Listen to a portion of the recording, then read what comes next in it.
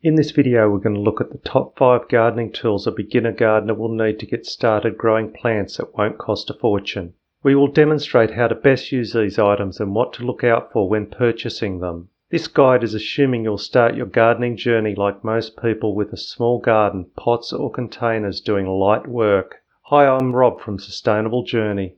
If you're thinking of taking up gardening or you want to show your kids how to grow and look after a living thing, you'll need some basic gardening equipment to get you started. It's important to have the essentials, otherwise you could be deterred pretty quickly. However, it's wise not to go out and break the bank on something that may end up being a passing fancy. Having said that, my interest in gardening has had its ups and downs, and it is always handy to have those essential gardening things available when the mood strikes. So it is probably wise not to get the cheapest, dodgiest products on the market, otherwise you are probably setting yourself up for failure. On that note, you certainly don't have to go all out on top shelf gardening tools that cost a fortune, because I can assure you there are some very affordable, good quality products out there. Case in point, my favourite planting tool is plastic. You wouldn't think it would last, but it's made by a reputable gardening brand. It was cheap as chips and I gave it a shot, and now I wouldn't be parted from it. Obviously a planting tool should only be used for very light work, but as is the case with gardening, you tend to use your tools for multi-purpose, especially when they're at hand. And this one has handled itself well in that respect.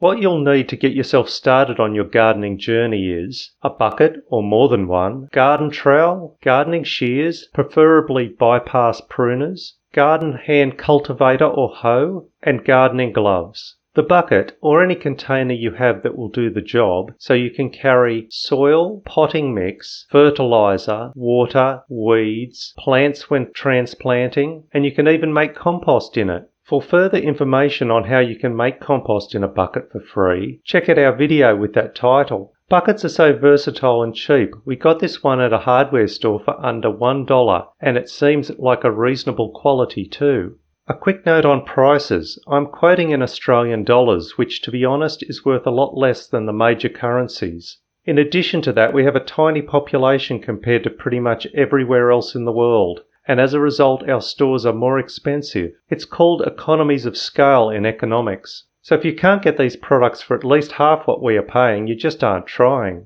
However, the very best buckets you can get are the big heavy-duty plastic ones that paint and plaster come in for the builders. So if you know a builder, see if they have any they're going to throw out. Clean those out and you'll have an excellent free bucket. The garden trowel is probably my most used gardening tool, and they are very handy for digging soil, planting, transplanting, and turning in compost and manure. You should be able to get one in the $5 to $10 range. However, you can often find them in a pack with a cultivator or a hand hoe for not much more. You'll also need garden shears for pruning and harvesting. There are two main types. Bypass hand pruners that cut the same way as scissors with the blades cutting past each other. These are great for light work. The other type are anvil hand pruners. They cut down onto a grooved section of the hook and are best suited for heavier cutting. The size of the hand pruners can be problematic, so pay attention to the sizes if you have a large or small hand. They will also vary depending on their intended use. As a first set, you are more likely to need a mid-sized general purpose shear that will cut through about 9mm or 1/3 of an inch.